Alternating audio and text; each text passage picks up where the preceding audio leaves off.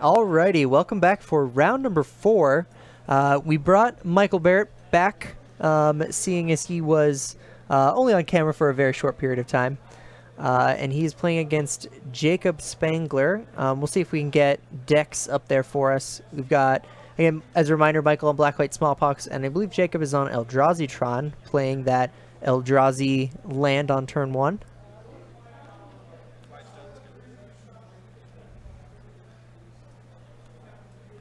Looks like Michael Barrett has a considerably different hand and start to what we saw in our camera matches earlier. We got multiple planeswalkers. Is it a Gideon? There's a Gideon from Battle for Zendikar, Ally of Zendikar. Lily of the Veil, of course.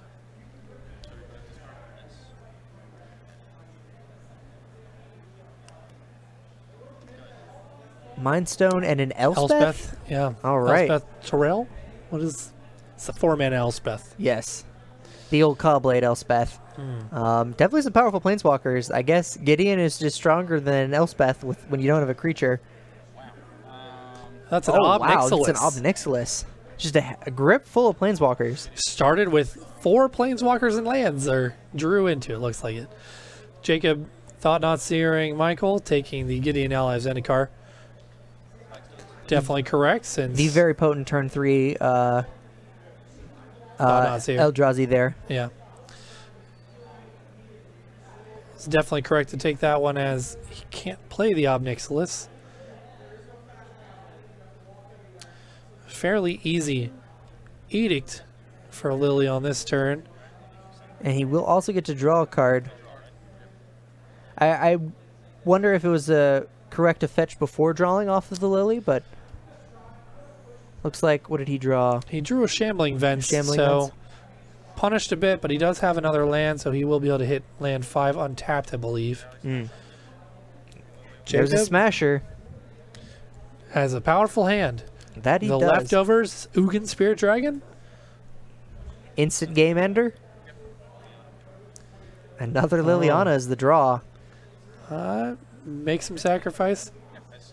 Much better than Ob Nixilis, I believe, is targeted, right? It is. If Ob Nixilis had come down and tried to target the Reality Smasher, he would have had to discard in addition, I believe. Presumably one of the lands in his hand, but still it's interesting value.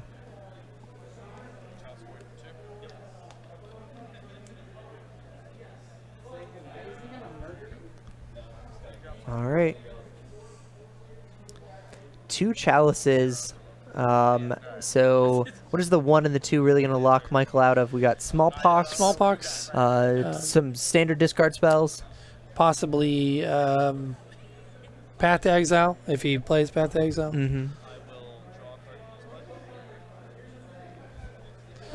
He wasn't leaving open white mana, though, so either he wasn't doing so because there's a chalice, or he wasn't doing so because he's not running a path. I still think you want to leave it as represented, just to make your opponent think about its possibility of being there. Right.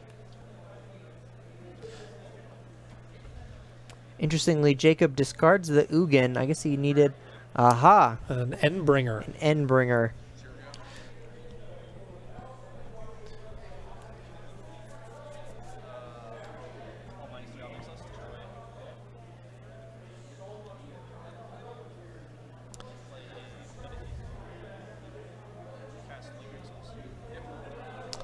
I imagine he discarded the Ugin because he wasn't able to cast it.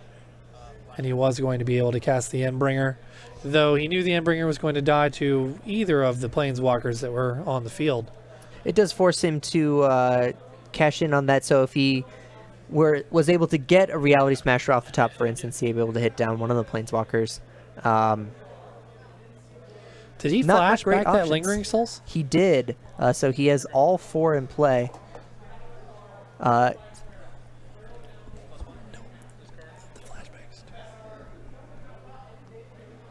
So because the Lingering Souls is 3 CMC, even when flashed back, if the flashback cost is 2, he's able to still cast that under the Chalice of the Void. Interesting interaction.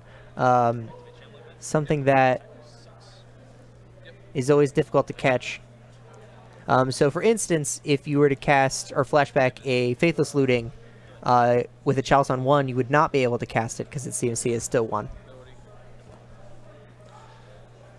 Not something I've seen come up too often.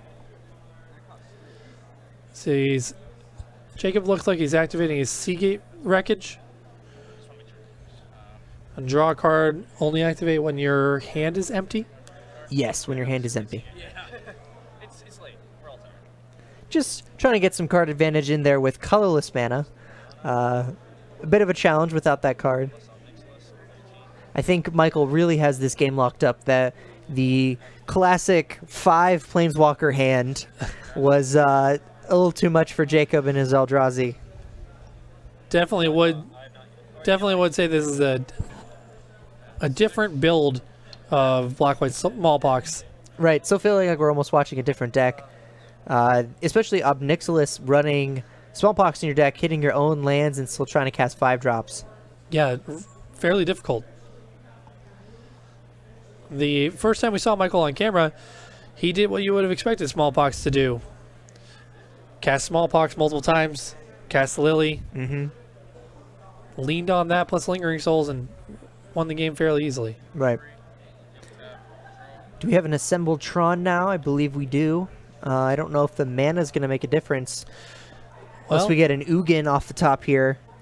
he only has 7 mana at the moment, and he'll likely be discarding to the Lily.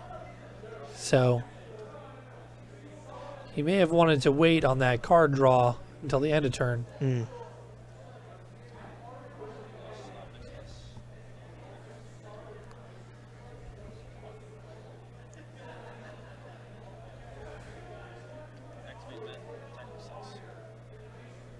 All right.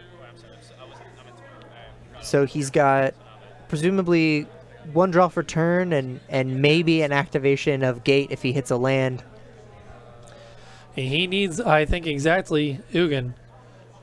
A land into Ugin would also do it here.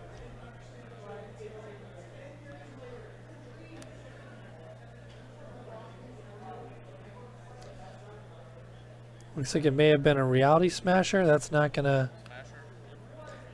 It's not going to block you from Flying Spirits. It's going to make him do it. Not scooping. Nope. Yep. Got it. Yep. All right. Now I know. So interestingly, if you're Jacob here and you think your opponent is on Black-White Planeswalkers, do you think you would sideboard a little bit differently than as opposed to Black-White Smallpox? I would. He didn't see Smallpox, and if he gets hit with it on the next game on curve or even close to it, just to break up his Tron. I wonder if Jacob is something like Pithing Needle in the sideboard.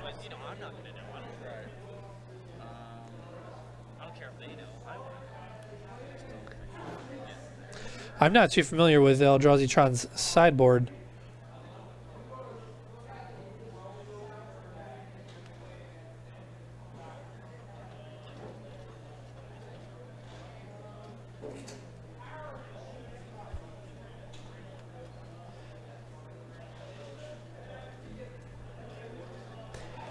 So for Michael, in order to combat this Eldrazi deck, I think Path to Exile is still going to be really crucially important if he's not running that in the main because he's going with the Smallpox plan.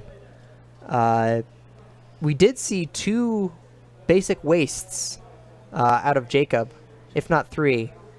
So he's definitely prepared for Path. And possibly Blood Moon. We saw a Mind Stone, I think, was his second discard. Discard to Liliana, so we know he can have colorless access even without waste if he were to, you know, say be Blood Mooned or anything, which he can't at this moment. So looks like Eldrazi Tron sideboards run Ratchet Bomb, Spyglass. Spyglass would be quite good in this. If you saw 4 Planeswalkers, I would definitely be bringing that in. Right. Crucible of Worlds, if he puts him on Smallpox, would be fantastic. But if, like you said, he was expecting that it's some black-white Planeswalker mid-range value deck, then I don't know if you would bring that in. The Leyline of the Void is probably a little too soft. You only saw Lingering Souls, and he doesn't have anything else that he really would be using his graveyard for as far as like delve or flashing back things. Or the Bloodghasts. He didn't see any Bloodghasts, but we do know that Michael Barrett runs them. So with Jacob's with what he has seen and what he expects to see, I think it's going to be pretty hard for him to sideboard what might be proper against the Smallpox deck. Especially, I feel like if you're Eldrazi Tron, beating down Planeswalkers is something I would be pretty confident in being able to do because you have the biggest creatures around.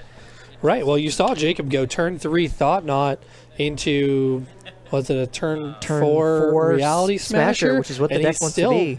Had no chance with doing that, and that's some of the best draws you can do unless you temple into Thought Knot Seer on 2. And I think some of Jacob's best cards in this matchup are going to be Matter Reshapers, because you get value when they're sacked or when they're they die. You can attack with them with pretty much impunity. Maybe Hangerback Walker if he brought it in. They run 2 in the sideboard sometimes, as the list we were looking at, and possibly Ballista, because if you can resolve a Ballista with or without Tron on any reasonable number, you can pick off those spirits or you can pick off those walkers. Really turn that into a walking, talking fireball, as the walking Ballista tends to turn out to be with Tron decks. Right. Once they assemble Tron, those walking Ballistas get really big. When you're playing against a whole bunch of 1/1s, they can be quite good. I believe Jacob had the perfect response to that Smallpox there. I don't think we saw one in game 1. Just cracks it off turn 2 with Flagstones in play. And he has 2 Tron lands. Just it is the perfect response.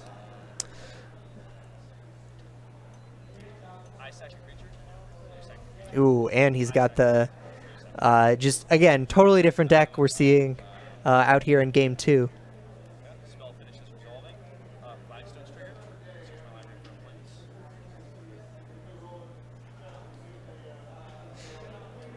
Yeah, I believe he should have sacked map. Now he doesn't have access to do so.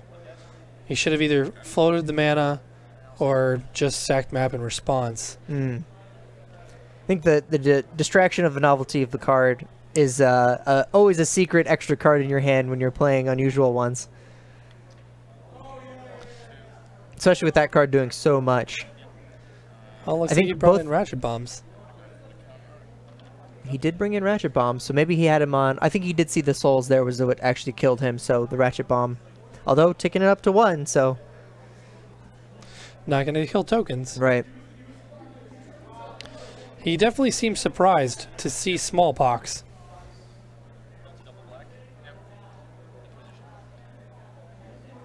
Inquisition.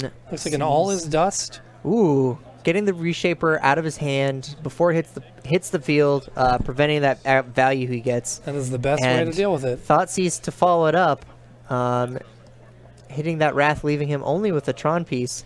Well, he's not on too serious of a clock, just 2 damage a turn right now, and he's able to crack this map and assemble Tron, so he has a lot of live top decks for a considerable amount of time. And with Michael not being able to interact much at instant speed, that might favor Jacob quite a bit. Though, if you look at Michael's hand, there's a dampening sphere right there. There is a dampening sphere. Which essentially turns Tron off. Interestingly, his decision not to crack the map now gives him the line to go and get the land that lets him draw a card, now that he has the mana. Seagate Wreckage? The Seagate Wreckage, his hand is empty. So we could see that happen here, but oh, he deluxe or he elects just to go back to his turn, draws another Tron piece. I guess if he doesn't have anything to cast, he doesn't really need to crack the map and make a decision on what to get. Mm-hmm.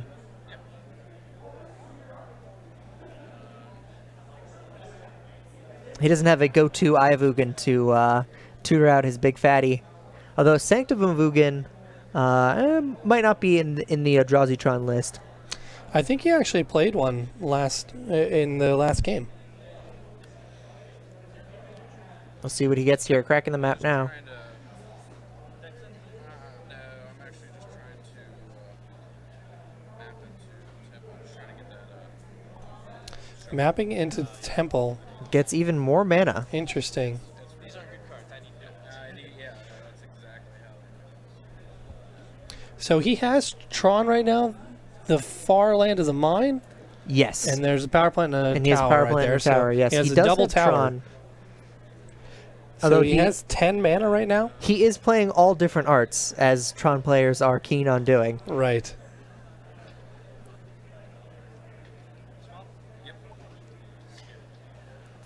Ooh. As we were talking about, that sphere is a huge dampening on those lands in terms of how much mana they can tap for. Great sideboard card.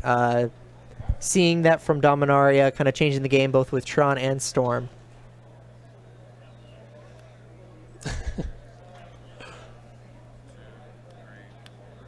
Looks like he may have drawn a Smasher. Looks like Yep. 5 mana is going to be enough.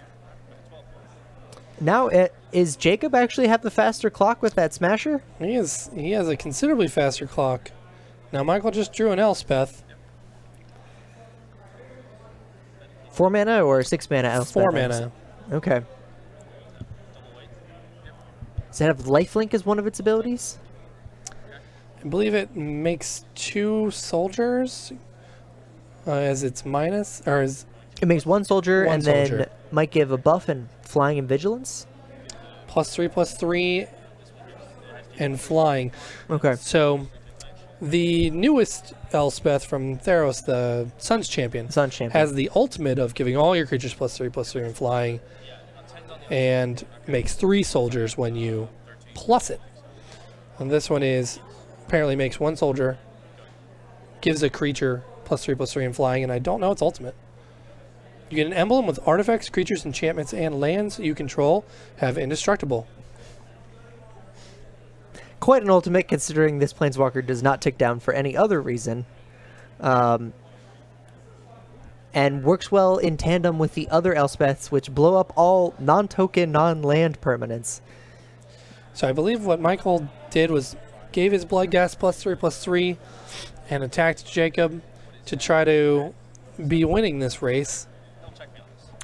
Because if Jacob decides to kill the Knight Errant, then he is on a 4-turn clock, but he still has a 3-turn clock himself. Mm-hmm. So And the Shambling Vent throws a little bit of a kink in the race. interestingly, Bloodghast cannot block. That is one of the downsides, so that Reality Smasher is going to get right through. Not only the Reality Smasher has Trample, so even if it could block, it wouldn't prevent that much.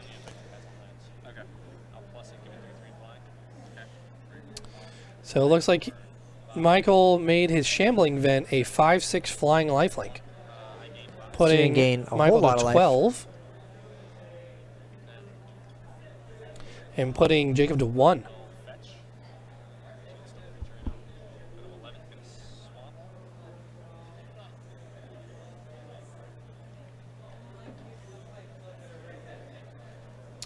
And I believe Michael has a Smallpox as the last card in his hand, which will do that last point of damage. That last little bee sting, But he doesn't have double black. does he not? What is that last land there at the bottom? Is that a filter land?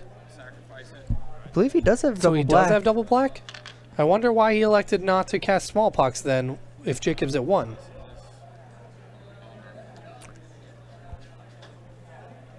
I think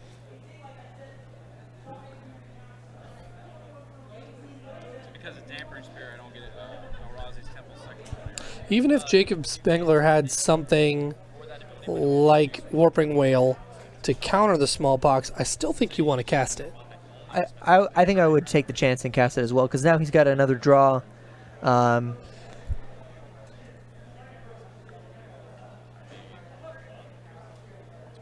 Right, he could draw a Walking Ballista or a Worm Coil Engine. Mm-hmm. Valiantly swinging in, no fear. Make him feel it.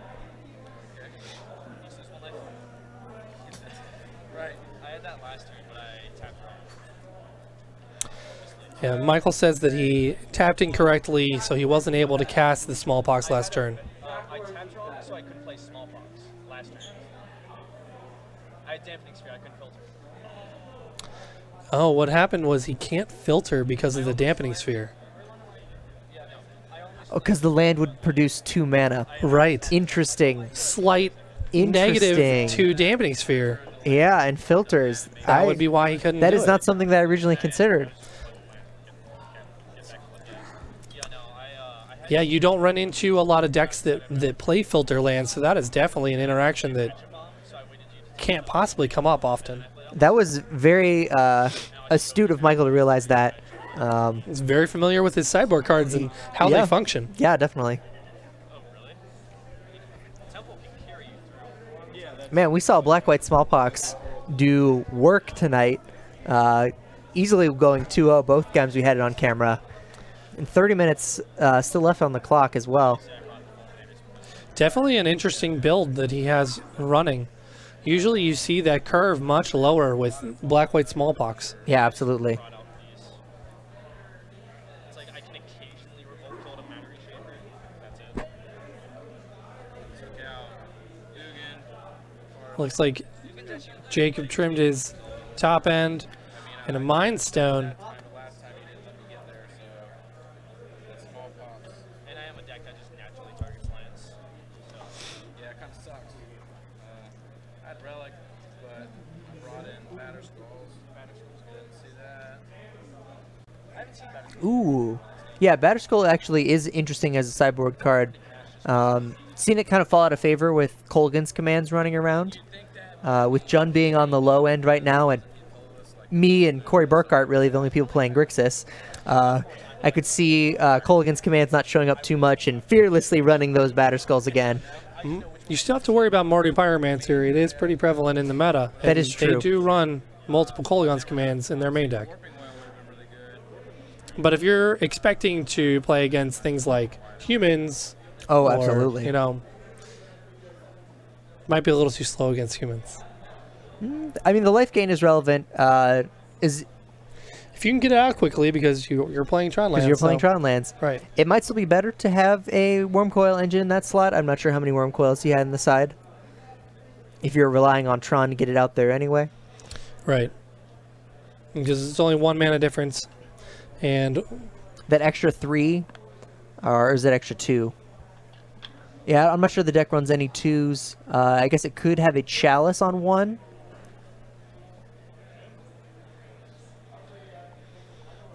yeah, both good options to have in your sideboard for an Eldrazi Tron deck. Mm-hmm. Michael Barrett just having a great night with his Smallpox deck. Yeah, absolutely. We'll see if we can get another matchup here. Not sure exactly how much time is left on the clock or if any players are ready to go.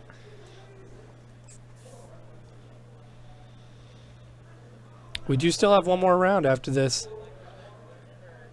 as long as people are still playing.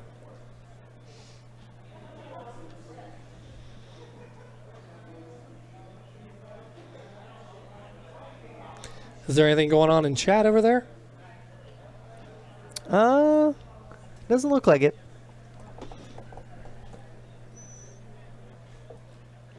I was trying to hit F5 and I couldn't find the button.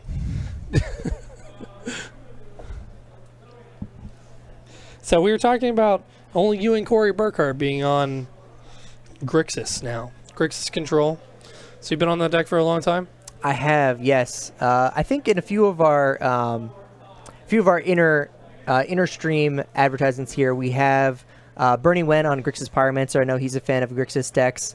And then a few other people like to pick it up because, you know, all of the cards are just a bunch of good stuff. So they slot pretty well in other decks, and playing it is a lot of fun. The 4 Cryptic Command, 4 Kolaghan's Commands, just countering everything, getting Snapcaster Mages back, and going to town. Just all the value. Mm-hmm. I love the Snapcaster Kolaghan's Command interaction in Grixis Control. Absolutely. A friend of mine played for a while, and it just was bold, snap, bold, block your guy, make my snap die. Right. Kolaghan's Command, get back my Snapcaster my Kolaghan's Command. Right. Do 2 damage, make you discard. It's just... Yep. You just think 3 they're dead, and you put them to 1, and then it's like they've got 2 cards left in the hand, and all of a sudden they've just done like 10 things in 2 or 3 turns, and insane amount of velocity with just those 2 cards can just generate so much value.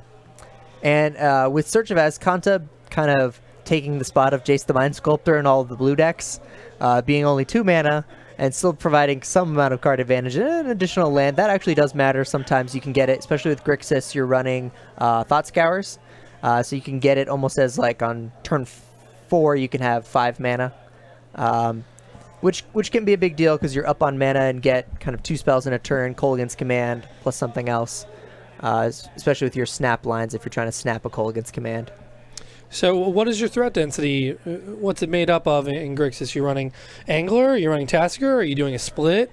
So threats are interesting in the fact that you try and forget that they're there most of the time. I run 2 Tasker, 2 Young Pyromancers, 4 Snapcaster Mages, and 2 Creeping Tar Pits, which is the blue-black manland. Unblockable. Really the only creatures that do damage on a regular basis. Otherwise, some Lightning Bolts, some Kolaghan's Commands, just kind of nibbling in damage. Usually, Tasker I really only expect to go in, hit once maybe, and then it dies, and that's alright. I've got enough interaction to stop you from killing me, so...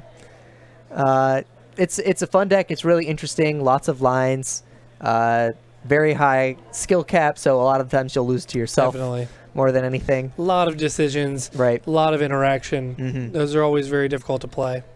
So if you were playing tonight or just in the general meta that we're currently seeing, what would you hope to not see? Or what would you want to play against all the time? In terms of the not see, I've been having trouble recently with Ponza. Interestingly, I don't have too many early counter magic. I'll have Spell Snare, which is 2 CMC. They don't run any of those. Not playing Mana Leak? I do have 1 Mana Leak and a the Delve counter spell. Can't remember. Logic Knot? Logic Knot. There we go. I run a lot of 1-ofs right now. But really trying to get that Cryptic Command online with triple blue being the way that I'm countering their land destruction spells, which they'll have 2 or a turn before me to knock out a blue, is difficult to keep up with. And then their top end, none of it dies to Fatal Push or Lightning Bolt. So then I'm digging for my Dismember or Kolaghan's Command. So I'm digging for Dismember or Terminate, which I think I'm down to just 1 copy of each. So Ponza really, between their threats and the way they're trying to interact with me, is real tough. And Search being also a land, and then hitting that and taking my mana, so I can't really get advantage that way. Right. Yeah. So you don't like playing against Ponza? No. That is definitely something I don't want to sit down against. So do you like seeing things like elves? Do you like seeing humans? How about elves is definitely a party. I watch them kind of build their board out. Wrath. Watch them build their board out. Kill two or 3 things in the same turn. So, you know, kind of, no matter how many times they start rebuilding, you always feel like you're in the driver's seat, just kind of waiting to catch them at that perfect moment. Right. And post-board, you get so much better against go-wide creature decks. Absolutely. Just access to Anger of Gods. Yeah. Also, I like to play a Kozilek's Return. Just the instant speed. Still knocks out all the elves being 2 damage. And really catches them off guard.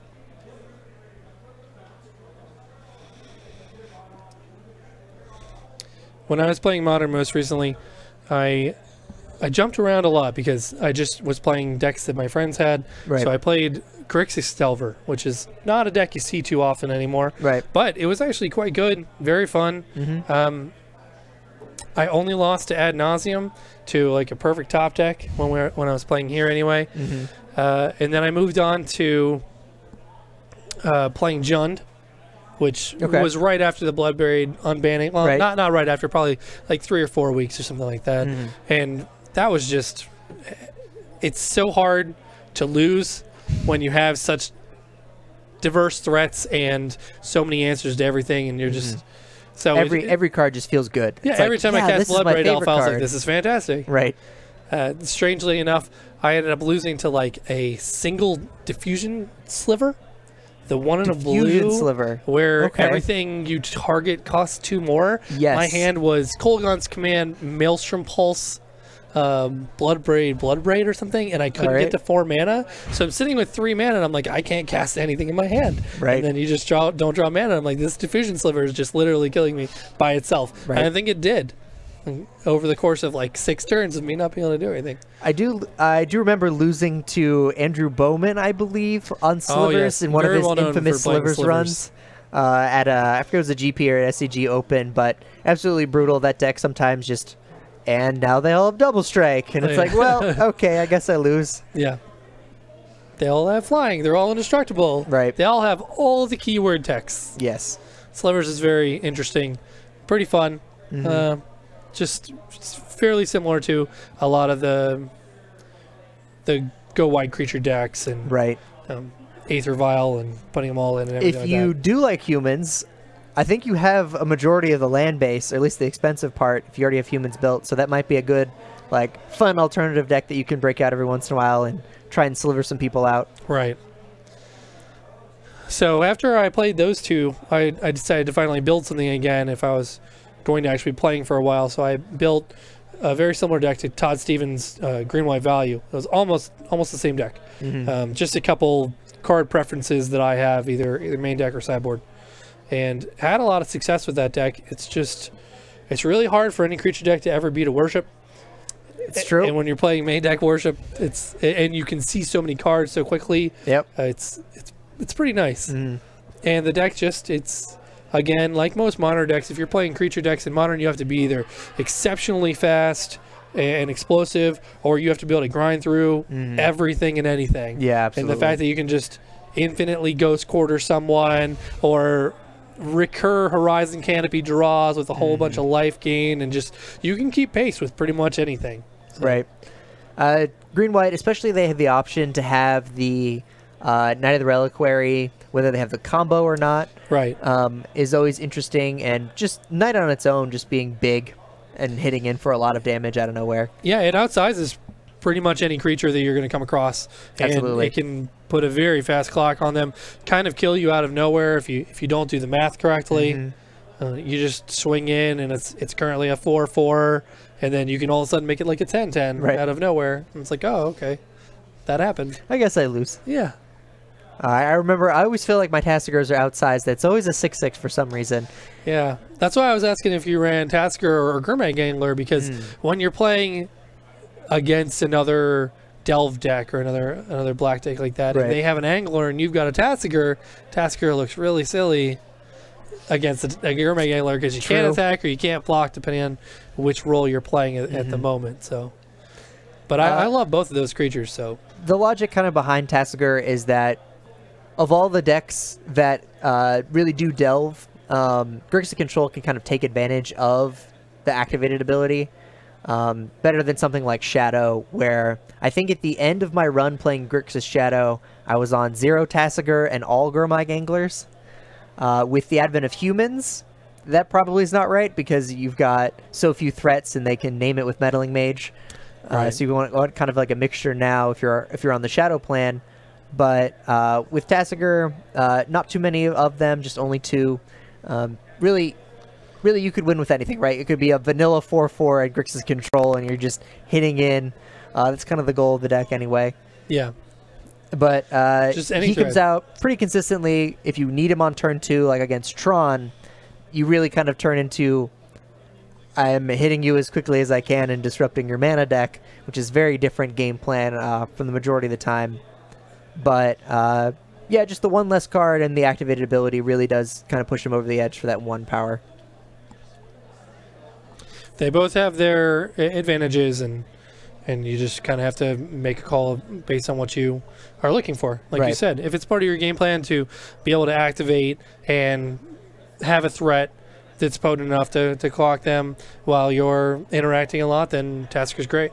If you're playing against a meta filled with a whole bunch of Gurmag Anglers and you don't have a lot of main deck options to remove him, then you might want to consider shifting or something like that, I guess. And also, deck construction has something to do with it. So if you're like the Shadow decks, they run at least 8 cantrips, and if you're Tasking back cantrips, it's not great. But really, only running the Thought Scours is my only cantrip, so I'm usually exiling those with the Tasigur and then trying to get some of the more powerful cards. So less cards that just draw cards. Kind of pushes that ability a little bit over the edge, where again, in Death Shadow, I always felt like, yay, I got Serum Visions back, cast Serum Visions. And that was every activation. Random card. Yeah. Yeah. Yep. Well, it looks like we're not going to get another match until round 5. So we'll see if we can get something on camera we haven't had on camera, or just have something interesting for you guys next round. I'm not sure if our stream runner's out there to tell us what kind of time we're looking at for our next round. Maybe he is. Looks like about 13 minutes. So a little bit of a break, watch some replays, and we'll see you in a little while. Back in this? Yeah.